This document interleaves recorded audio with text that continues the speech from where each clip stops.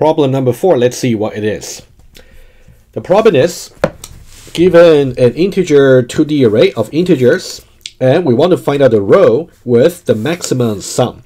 So this means we're going to calculate the sums for every, like a local sums, for every row in the array. And then we want to see which row actually contains the sum, that's the maximum. So you can see for this particular array, we got 3 rows. For this particular row, we're going to calculate its sum, which will be 40. And also for this row, it's going to be 41 for the sum. And for this one, notice that negative number is actually allowed. So it doesn't have to be positive always. So this will be, let's see, this will be 42 minus 4, which will be 38. Right? You can see, so it turns out this row over here, even though the shortest actually got a maximum sum. So what we should return is going to be just a pointer pointing to the beginning of this particular array in the second dimension. Remember, every array in the second dimension is a one dimension, is a row, right? So that's gonna be the problem. Let's see how we can solve it. But before we do that, let's specify what should be satisfied by defining a JUnit test. Let's do that first, and I'll give you some hints about how you can implement it. But you can always, after defining the JUnit test, you can always pause the video and then just do it by yourself before you go over the solution with me. Let's see. Let's now first of all switch back to JUnit test. Oh, actually, let's go to utilities first. Let's define the method header. Okay, so the next method to do, public static, and it's going to return a particular row. Every row in the 2-dimensional array is going to be the 1-dimensional array in the second dimension, right? So that's going to be integer array, 1-dimensional, and then let's say get row with maximum sum. Okay, it's pretty informative for the name. And then what about the input? So integer array, and then a. Let's say return null to begin with. Just make it compile. Let's now go to test utilities. Let's now define the test case, right? Well, let's just give one example. You can feel free to actually add more test cases yourself. Let me simply just copy this one over here. I'm going to modify it accordingly. Okay, let me just close it over here. And then this should be test number 6. So what about the array itself? It's going to be exactly this array over here, right? Let's enter that appropriately first. Let's go back. So it should be over here, it should be 10, 10, 10, and also 10. So the second array is actually of size 1, just 41. And the third array is of size 3, minus 4, 29, and 13. So these are the rows in the 2-dimensional array. So what about the output? So output is going to be, let's say here, get row with maximum sum. And then we just pass the input 1 over here. And then what do we expect to see? What do we expect to see is we want to see the row with the maximum sum, which I already illustrated. It should be just 41. I'll give you more insight into the solution in just a moment. So we should just return this single row, 41.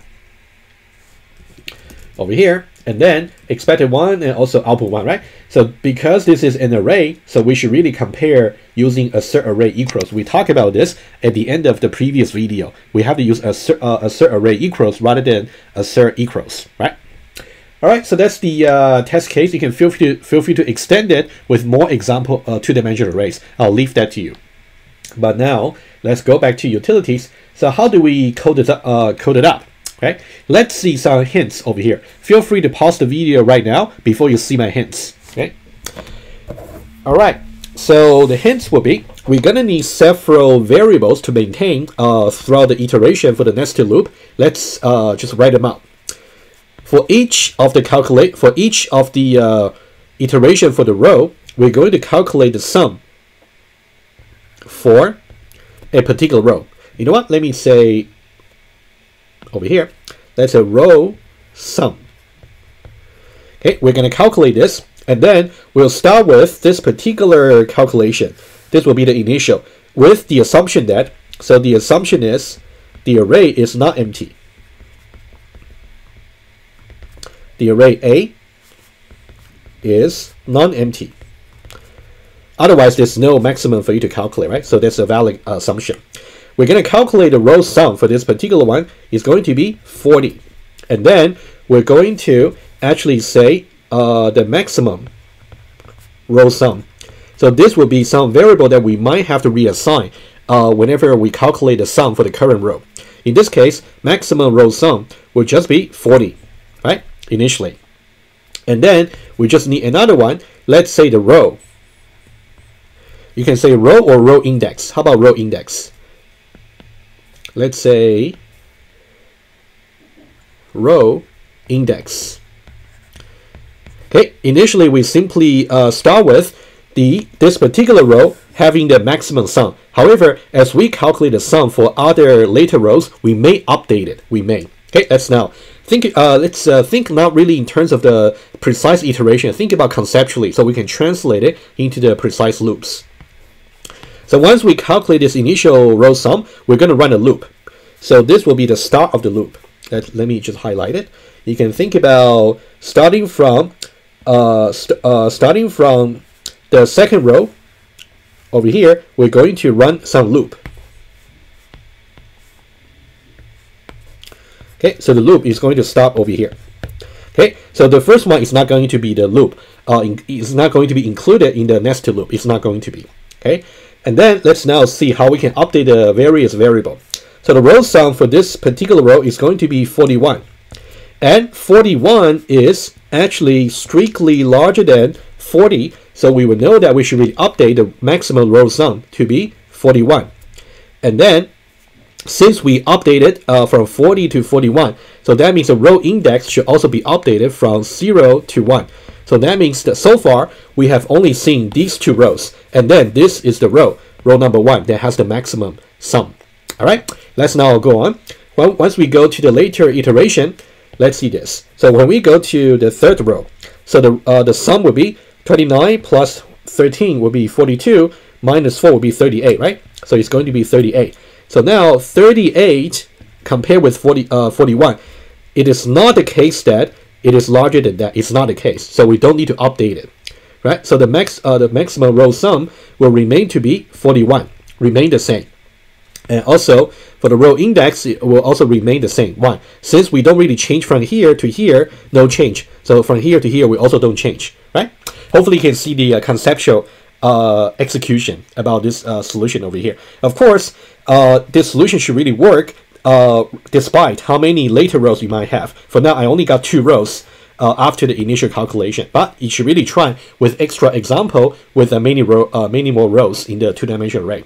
So that'll be the idea. So we're going to use these 3 variables, and then eventually we just want to return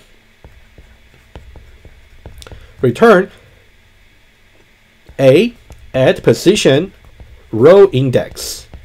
That's basically what we want to return. It's really important to see that this is the final outcome we want to return. Because, for example, if the value is actually 1, so we're going to return A1, which is pointing to the beginning of this particular array entirely. But it just happened to be of size 1. But it's really, if you think about it, it's in the entire array, the starting address of this particular array in the second dimension. All right, let's now try to code up the solution. Now that we understand the insight, let's go back and make sure you pass the test cases. So what I will do is I'm going to put it over here.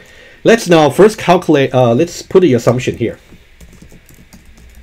Assumption, there is at least 1 row in the input array A, right? Let me now maximize this over here. All right, so now let's see what we should do.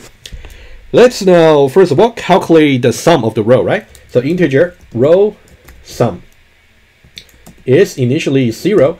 Initially, it's simply just, let's now try to calculate just for the first row. So now what should be the sum for the first row?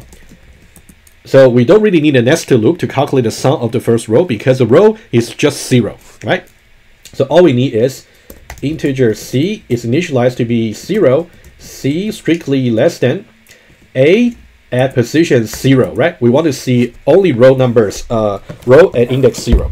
We want to calculate a at position 0, so it's going to point to this particular row. In general, the length of that should be A0 dot length. So that's why I wrote it that way in the code, in the utilities. Okay, length, and then C++, right?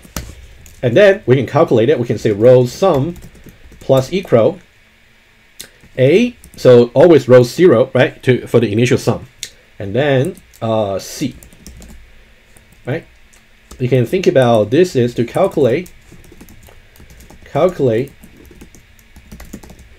the initial sum for the first row. And we assume that there's at least one row, so this for sure will work. And then once we have done this, we can say this. Another two variables, we can say integer maximum row sum is simply assigned to row sum. And we might replace this later, right, in the nested loop. And then we're also going to say the row index, integer row index. And then initially it's just going to be 0, okay? So this will be index of the row with maximum sum.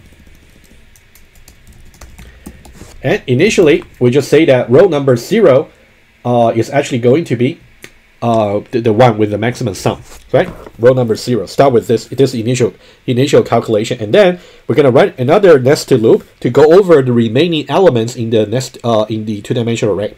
So how do we do that? The idea would be we don't have to go over row 0 anymore. It has been calculated in the base calculation. So we should really do a loop, but now rather than starting from 0, we should really start from 1.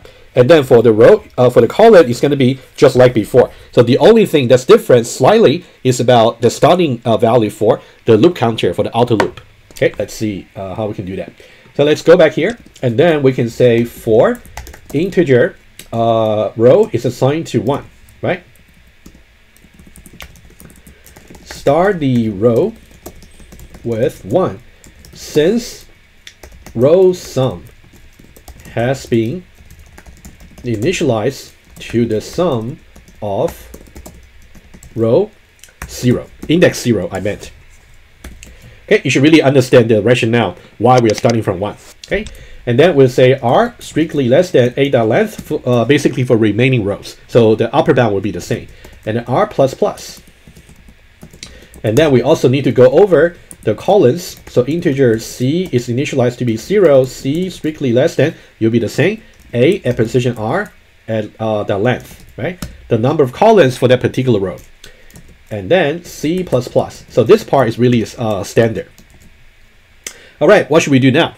We should really now update the sum, basically for the row sum. You can think about the row sum will be local sum. So this part will be local sum for each row, right? So what I should do now is I should really reset the row sum to be 0. I don't really want to accumulate the sum from the previous row. I don't want to. I want to reset it for the current row. And then, so how do I update it? I can say row sum plus equal array A, R, and C, right? This one is conceivable.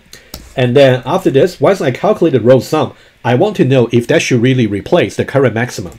So I would say if the row sum is strictly larger than the maximum row sum. In that case, we should really do the replacement. Let's see that, how we can do it. First of all, the maximum row sum is simply assigned to row sum. And also, the row index should be assigned to the current row, which is R. Okay, hopefully you agree, right? And there might be another assumption that might be worth mentioning. Let's say the sums for all the rows are simply unique. So you wouldn't have two rows with the same sum, in which case you wouldn't know which one to choose for the maximum, right? So we can also put an assumption. Let's just make things a little bit simpler.